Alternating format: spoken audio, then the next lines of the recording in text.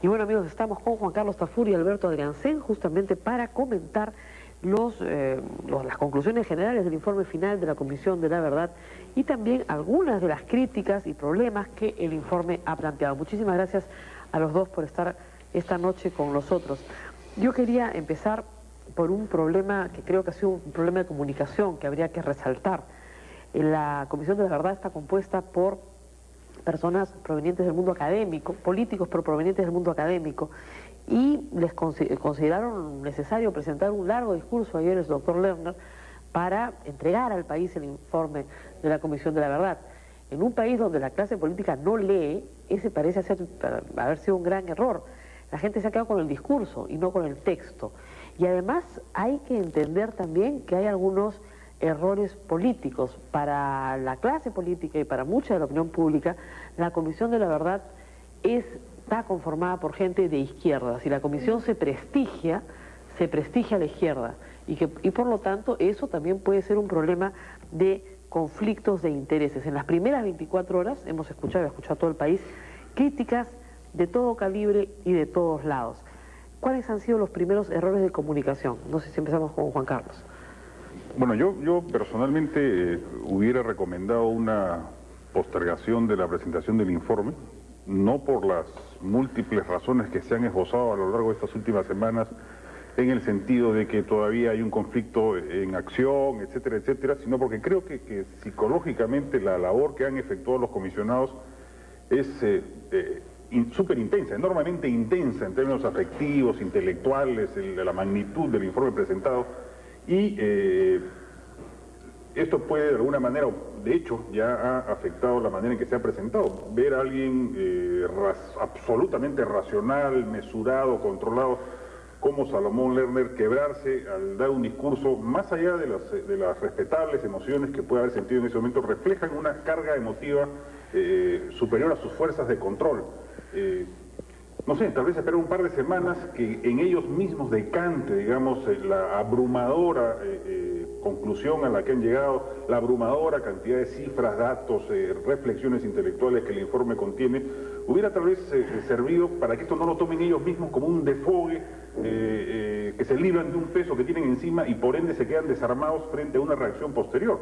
Yo siento que ellos han soltado el informe y no han tenido capacidad de respuesta que creo debieran haberla tenido. Recién hoy, en la conferencia de prensa en Ayacucho, han clarificado muchas de las críticas que se han formulado, creo yo, injustamente, además sin haber leído ni siquiera las conclusiones, habiendo escuchado solamente el discurso de Salomón Lerner en Palacio de Gobierno. Entonces se ha generado un vacío mediático que va a ser muy difícil de remontar. O sea, si el informe ya venía de alguna manera cargado de prejuicios, o la comisión, mejor dicho, venía cargada de prejuicios, hoy estos siento que se han acrecentado, lejos de haberse disuelto con la presentación final de este informe. ¿Qué opinas, Alberto, sobre este tema? Primero que hay un plazo legal para la comisión. No, sí, por cierto, se vencía hoy. Sí, y que se intentó aplazarlo para unos días después, en septiembre, pero finalmente se dio este plazo, que era indiferente entre el 28 o el 2 de septiembre. Yo creo sinceramente que el plazo está bien, o sea, porque más tiempo hubiera justamente permitido que personas con excesivos prejuicios, ¿no?, sigan una campaña que me parece absurda e irracional, opinando sobre temas que ni siquiera han leído, como dices tú. Y me parece que la lectura de las conclusiones, más allá de la emotividad y el discurso de Lerner, me parecen equilibradas y bastante objetivas, ¿no? O sea, y creo que se ha hecho una buena labor. Ahora, tengo la impresión que, bueno, por una experiencia que ahora vi cuando fui a comprar el periódico, los periódicos en la mañana, dos personas en el kiosco discutían sobre el informe de la Comisión de la Verdad, ¿no? Y uno le decía al otro, soy culpable, ¿no? Yo creo que va a generar todo un debate entre un sector de la opinión pública. Uno está a favor y otro está en contra, pero uno asumiendo el discurso de Lerner muy bien y el informe, y me parece correcto que sea así. O sea, me parece que es una oportunidad para un gran debate nacional. Hay un problema de susceptibilidad en los términos. La sola, digamos, inclusión de determinados términos en el debate ha confrontado inmediatamente a las partes. La comisión ha optado por una frase que es conflicto armado interno, que es mucho más feliz que guerra civil, que podría tener una connotación de otro tipo, pero en fin, esa frase ha sido inmediatamente rechazada. Luego ha optado por llamar a Sendero Luminoso PCP-SL en todas las conclusiones, que también ha sido inmediatamente rechazado. Y luego hay una mención a la Convención de Ginebra respecto a que Sendero no habría ni siquiera cumplido con los estándares de la Convención de Ginebra, que también ha sido inmediatamente, los convenios de Ginebra en el punto 28, inmediatamente rechazado por señalar que esto quiere decir que en realidad le están dando carácter de fuerza deliberante y al ser par con los demás hay un equiparamiento y eso va a hacer que después pidan una amnistía y lo suelten. ¿Qué piensas de esas susceptibilidades con el uso de los términos, Alberto? Bueno, hoy día Enrique Bernéndez aclaró el concepto de conflicto armado en la conferencia de prensa, ¿no? Que justamente es todo lo contrario de lo que se dice, ¿no? Que es no permite que una fuerza sea declarada como beligerante. Y en ese sentido es correcto, o sea, me parece que además yo tengo la impresión de que ellos se han cuidado en las palabras, o sea, creo que... Pero lo del PCP... Bueno, eso está en los documentos de inteligencia, en los documentos de las Fuerzas Armadas, o sea... Ahí más bien habría que cuestionar que cometen un error, digamos, es PC del P. Claro. Parece claro. una difícil. Unos son los moscovitas y otros son los maoístas, digamos. Claro. Pero más allá de eso, en verdad, yo comparto un fetiche, se arma un es fetiche, una discusión escolástica, en realidad, ¿no? Claro. Me parece una discusión... Pero se ha armado una tremenda discusión por el uso de términos de ese tipo. Y bueno, hoy día hemos escuchado a Alan García, a Castañeda Locio, a Alex Curi, son autoridades, líderes políticos, señalando que el principal error es haber equiparado a las Fuerzas Armadas con Sendero Luminoso. ¿Qué piensas de eso, Juan Carlos? Yo honestamente no lo veo así. Y lo digo con el antecedente de que yo tenía enorme preocupación por el contenido del informe de la Comisión de la Verdad. Creo que se cometieron algunos errores durante el proceso que alimentaron este tipo de suspicacias, ¿no? La famosa presentación de los videos de senderistas presuntamente arrepentidos creo que despertó el temor en muchos, entre los que me incluyo, de que se estuviera o permitiendo o dejando la puerta libre para ese tipo de situaciones. Creo que, te digo, leyendo las conclusiones generales, no he leído el conjunto del informe, pero ya las conclusiones, entiendo, resumen el mismo. Eso no ocurre, ¿no? O sea, más allá de esta cuestión de términos o inclusive este asunto del conflicto armado interno, a mí me parece tan... Fue un conflicto, fue armado y fue interno, digamos, o sea, es una definición simple del tema, ¿no? No creo que tenga connotaciones legales, jurídicas, ni mucho menos, ¿no? O sea, creo que se está cogiendo el rábano por las hojas y convirtiendo frases en fetiches que, como buen fetiche, nos apartan del conocimiento de la verdad, que es lo que finalmente debería importar, ¿no? Además, fíjate, en las conclusiones hay calificativos muy duros que no están en la parte referida a las Fuerzas Armadas. No. Totalitarios, fundamentalistas, potencial genocida, perfidia, terroristas, sevicia, es decir... de repente la palabra perfidia y sevicia es muy compleja, claro, para la lectura. Ahora, entonces, me parece ya que es una majadería, francamente, ese tipo de argumentos, ¿no? Las cifras, otro de los temas complicados. Yo no he leído el compendio estadístico que tiene además una metodología y habrá que invitar en los próximos días a demógrafos o estadistas para poder discutir el tema. Pero se ha armado también un laberinto por eso. No, estas cifras no son las cifras. Entonces, ¿cuáles son las cifras? Ahora, ahí es una cuestión metodológica, ¿no? Yo esperaría ver o sea, se sabe que es un tema de proyección estadística, supuestamente aplicado en otros países. Lo que yo no sé, por ejemplo, me gustaría preguntárselo al experto, es si este tipo de proyección se puede hacer cuando se mide un periodo tan largo. Estamos hablando de 20 años, no de un conflicto que se desate en 1 o 2 años, digamos, donde las referencias pueden ser mucho más concretas y frescas en la memoria, no de asuntos que se están refiriendo de 20 años atrás, o de gente que fue niña o adolescente cuando estos hechos ocurrieron. O sea, no sé si eso ha sido considerado como un factor de control, que se ha controlado, digamos, en la proyección estadística. Ahora, igual, o sea, muchos han querido ver en esto que con eso lo que se pretende es armar un gigante mayor del que realmente existió para no sé qué fines oscuros, digamos, que tampoco veo por dónde. O sea, no van a recibir, digamos, si es que esa fuera la intención, un financiamiento mayor de parte de los organismos internacionales, porque sea 69.000 o 35.000, digamos, ¿no? O sea, no... Ahora, el tratamiento a Alberto Fujimori ha causado también polémica. Y ahí sí, la doctora Luz Salgado en la mañana dijo una cosa que se le he dicho a Salomón Lerner ahora, que es clara. Cada vez que se hace, digamos, una entrada de un gobierno, inmediatamente hay un párrafo inicial donde se reconoce a las autoridades que murieron en ese gobierno, a los militantes de ese gobierno, tanto en Acción Popular como en el APRA. Si bien hay un párrafo general en la parte, digamos, inicial, que reconoce a todas las autoridades y militantes de partidos políticos que murieron en el conflicto, justamente su heroísmo, no hay un párrafo específico, digamos, para el caso del gobierno de Alberto Fujimori. Yo creo que está basado en una idea que se desprende, en mi opinión, casi de las conclusiones, que sería bueno discutirlas, ¿no? Que en cierta manera el fujimorismo significó la consumación política de lo que se venía en los 80, desde el punto de vista del accionar de las Fuerzas Armadas.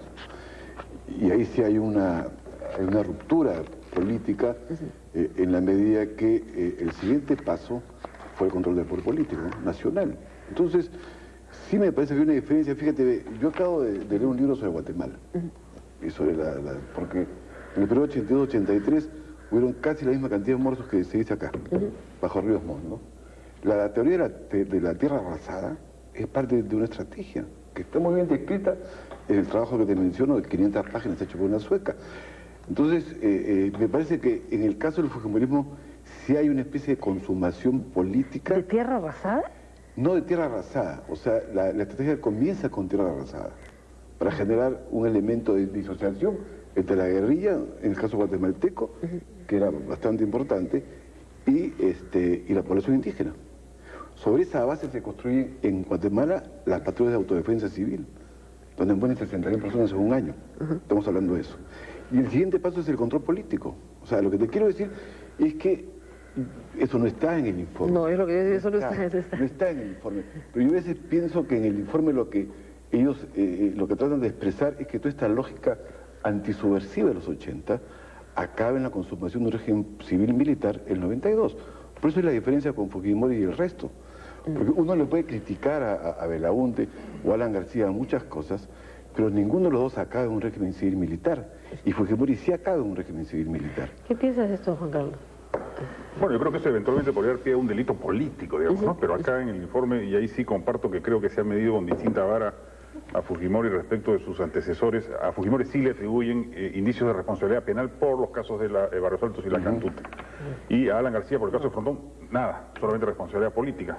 En el caso de la UNDE, a pesar de haber sido en su gobierno, como el propio informe señala, donde se produjo la mayor cantidad de crímenes de lesa humanidad por parte de las Fuerzas Armadas y policiales, tampoco. O sea, habría que suponer que lo presumen casi un oligofrénico, digamos, un débil mental en el poder que no se dio cuenta de lo que ocurría. Digamos, si no, cualquier persona entendida en derechos humanos tendría que deducir una imputación penal. Yo creo que ahí hay un prejuicio ideológico, porque de alguna manera lo que se entiende es que ellos creen que como Fujimori era dictadura, en consecuencia, a diferencia de los gobernantes democráticos, sí había un control directo de todas las acciones que en su gobierno se ejecutaban y por ende le cabe esta responsabilidad penal. Pero bueno, o sea, si el derecho penal funcionara así, pues sería bastante sencillo, no habría necesidad de abogados, se determinaría en un juicio inmediato, casi sin necesidad de tribunales e instancias, ¿no? O sea, no me parece que ahí haya... Ahora, hay una cosa que voy a dejar para después, porque vamos a tener que hacer una pausa, que es interesante, que es la conclusión 64, que se refiere a las Fuerzas Armadas, pero que no tiene relación con luego se juzga el periodo de Fujimori. Lo que dice la conclusión 64 es que la Comisión de la Verdad ha encontrado que las Fuerzas Armadas han extraído lecciones en el proceso, han aprendido, y que esas lecciones fueron aplicadas del año 89 al 93, que es justo el periodo de Fujimori, y que esas lecciones permitieron reducir el número de víctimas y lograr con éxito vencer a Sendero Luminoso. Entonces, ¿cómo se explica la paradoja de que la condena sea mayor a Fujimori? Eso después de la pausa. Y bueno, amigos, estamos de regreso en Tribuna Libre, justamente planteando algunas que podrían ser inconsistencias justamente en el tratamiento de Fujimori. La conclusión 64, donde se habla de los éxitos de las Fuerzas Armadas en su lección de aprendizaje, y luego las conclusiones 98, 99, 100 y 101, que se refieren específicamente al gobierno de Fujimori. Lo que uno puede leer aquí es que hay una especie de contradicción. Las Fuerzas Armadas fueron exitosas, aprendieron, lograron capturas importantes, se redujo el número de violaciones de derechos humanos sustancialmente, se venció a Sendero Luminoso, se atrapó a sus líderes y Fujimori es responsable. Entonces eso es lo que la gente puede decir. ¿Cómo es esto? Pero ahí yo entiendo que la acusación a Fujimori es por sus vinculaciones con actividades paramilitares del Estado. Sí, sí, por cierto. Cosa que, digamos, Belaúnde no puede ser acusado de eso, ¿no? Entonces, claro. Y por haber estado comprometido con el Grupo Colina y haber hecho acciones de terrorismo de Estado. Entonces, me parece que hay una vinculación penal sobre ese punto de vista. No, sí, pero además hay un conjunto de juicios adicionales. Por ejemplo, que el gobierno de Fujimori utilizó las victorias para su rédito político, que utilizó las victorias para justificar la dictadura. Entonces, hay una serie de cosas que van más allá de un juzgamiento a Sendero Luminoso MRTA, si no se está juzgando ya al régimen político de Fujimori, cosa que no sucede en el régimen político de Alan García, ni en el régimen político de Belaúnde, ¿no? Si mal no recuerdo, en el decreto, sería bueno revisarlo, está también un poco el golpe de Estado, o sea, las razones del golpe de Estado del 5 de abril, o sea, se busca también una reflexión sobre eso, como mandato a la comisión, es la explicación que yo encuentro, o sea, pero sí me parece que quería insistir en la idea que en el caso de Fujimori sí hay una actividad paramilitar dirigida desde el Estado, desde el núcleo central del Estado, que es Montesinos y que es Fujimori. ¿Qué piensas de eso, Juan Carlos? Porque hay quienes dicen, no, perdón, esa actividad del Grupo Colina venía ya desde el mal llamado Comando Rodrigo Franco, que eso existió en la época del APRA. Por un lado, y hay quienes piensan, o dicen, o afirman que el Grupo Colina no respondía a Montesinos, sino más bien al ejército, al general Hermosa, y que más bien tenían conflicto con Montesinos.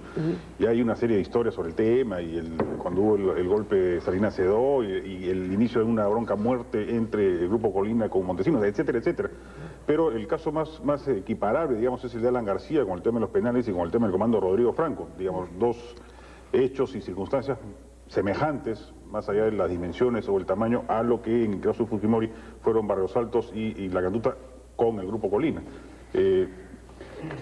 Ahora, eso en términos de ese punto específico, ¿no? Pero sí quisiera, antes de terminar o de que se nos acabe el tiempo, señalar algunas cosas que sí creo que deberían ser manejadas con más cuidado, ¿no? Yo en principio no comparto, por ejemplo, el diagnóstico de Salomón Lerner de que estas 2 décadas son décadas de horror y de vergüenza para el país. O sea, ciertamente hay hechos horrorosos y hechos vergonzosos en esas 2 décadas, como las hay en las últimas 20 seguramente de la historia del Perú.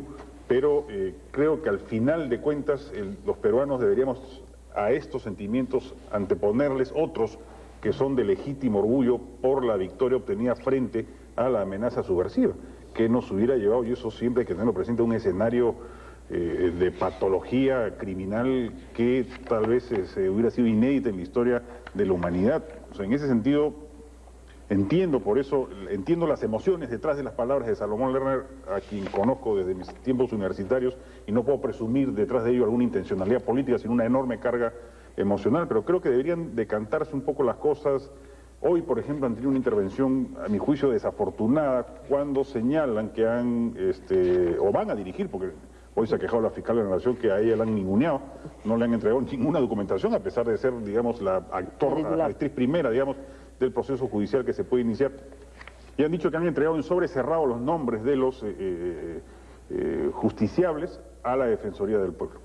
Y que si en 30 días el Ministerio Público no inicia la investigación, entonces autorizan a que se revelen esos nombres. Cuando 10 minutos antes han dicho que esos nombres se van a manejar en reserva porque ellos no tienen el derecho de vulnerar el honor de esas personas mientras no se pruebe si son culpables o inocentes. Entonces, ¿en qué queda la cosa? Yo creo que deberían... Es lógico, han sufrido pues fuego cruzado y bombardeo de diversos lados, de todas las intensidades, y el trabajo mismo contiene una carga emocional muy fuerte, digamos, escuchar deudos de víctimas es una cosa que sobrepasa las capacidades psicológicas de contención, digamos, pero creo que deberían manejarse mejor los gestos, porque son además esos tipos de gestos los que han generado en buena medida también la reacción de muchos sectores políticos y castrenses, ¿no? Fíjate, yo no entiendo cómo calificar una época en que las víctimas, como dice la segunda conclusión del informe, superan, ¿no?, el número de pérdidas humanas sufridas por el Perú en todas las guerras externas y guerras civiles. Ese hecho me parece, no sé si llamarlo trágico, dramático, vergonzoso. O sea, es un hecho, es casi como si alguien obtuviese, perdón, digamos, esta especie de profesional, pero 100% en algo, ¿no es cierto? En una encuesta limpia y pura. Es un hecho de tal contundencia, ¿no es cierto?, que hoy día uno escucha al alcalde de Lima decir una barbaridad, ¿no es cierto? Una barbaridad, en mi opinión, expresión yo creo casi de un racismo centralista, ¿no? Que la plata de la comisión se la han dio a él para hacer obras en Lima, ¿no? Que me parece un hecho lamentable, ¿no? Que nuevamente la lógica centralista, porque puedo decir que se la den en Ayacucho, claro, ¿no es cierto? claro. Pero ni siquiera no para él en Lima, nuevamente, ¿no es cierto? Entonces, este hecho, ¿cómo llamarlo? Donde mueren más que todas las guerras del país, más de la guerra del Pacífico. Y donde en realidad solamente cuando llega a Lima el fenómeno senderista, la gente comienza a reaccionar. Entonces, ¿cómo calificarlo? ¿Vergonzoso? ¿Dramático? ¿Una tragedia? Me parece que más allá de los calificativos, lo que importa es ese dato. No, y el dato que también Juan Carlos resaltaba en su columna hace unos días, que no había estado para esta gente. Bueno, claro. Que esa gente no fue ciudadana, en ningún sentido. Pero claro. Y esa ciudadanía ausente es lo que te ha reclamado. Y eso persiste. Y eso, exacto. Ahora, pero tú te das cuenta que si uno quiere hacer una democracia estable, que todos queremos, la sociedad tiene que ser democrática. Si es un régimen democrático, no puede sustentar una sociedad que no sea democrática. Si es una sociedad racista, autoritaria, discriminatoria, con niveles elevados de pobreza, como existe ahora, de exclusión social, ¿cómo va a ser la democracia? Sujetas a sus malas. Si en Estados Unidos, por ejemplo, la mitad de su población fuera ilegal o marginal y además estuviera obligada a votar, te aseguro que no habría democracia en Estados Unidos. Claro. Con toda seguridad. Y eso es un poco la realidad del Perú.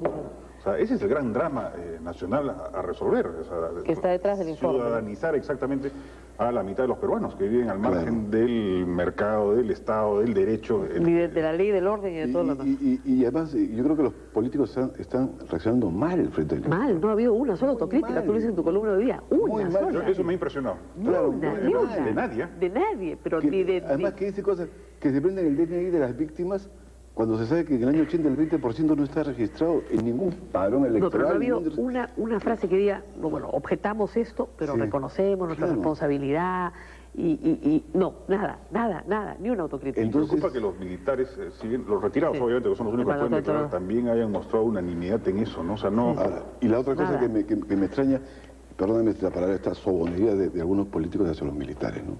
Porque el tema que plantea también aquí en el fondo es el problema del militarismo en el país. No hay que olvidarse que en los últimos 50 años, la mayor cantidad de tiempo, en el último medio siglo, hemos sido gobernados por militares, no por civiles. Entonces insistimos en esta lógica. No, además, la comisión en ningún momento ha dicho que las Fuerzas Armadas aplicaron sistemáticamente una estrategia de guerra. O sea, no lo dice en ninguna parte, dice que en algunos momentos y en algunos lugares. Así es. Así es, entonces me parece que hay reacciones que a mí me avergüenzan como persona, como peruano, como político inclusive, que tiene una cierta división. Ayer el señor Barba decía, o anteayer, que el informe nunca se preocupó de la comisión de Lucanamarca. Sacó un folleto en los diarios sobre Lucanamarca. Hizo un entierro simbólico con los muertos de Lucanamarca en la iglesia de la Recoleta en la Plaza Francia. Entonces, ¿por qué miente, digo yo? O sea, me parece irracional todo este ambiente que alguna gente está creando en torno a la Comisión de la Verdad. Bueno, yo les agradezco a los dos porque han estado esta noche con nosotros y, de nuevo, le recomiendo a toda nuestra audiencia que por favor lo lean. Son 21 páginas las conclusiones generales, no es más que eso. El índice tiene 5 páginas. Ahora, sería bueno recomendarle a los encargados de la página web de la comisión muy importante, que la hagan mucho más fácil de bajar, porque esta tarde ha sido un drama. Yo he recibido 2 mails de 2 televidentes, a uno le he mandado yo misma en las conclusiones generales, que realmente tenían toda la razón. Hacia la noche, ya me han avisado que hacia las 7 de la noche la cosa ya había mejorado, porque parece que están entrando de todas partes del mundo a bajar la información. Claro, es imposible. Y realmente es una tortura. En mi caso en particular, yo logré mandar un CD para que me dieran los 9 tomos en el CD, por eso lo tengo en la mano y lo puedo leer. Pero en general sí, hay esa queja. Es que la página web debe estar saturada, ¿no? Está saturada, eso es verdad. Ha excedido ampliamente las capacidades. Muy bien, muchísimas gracias nuevamente a los dos. Vamos a una pausa, amigos.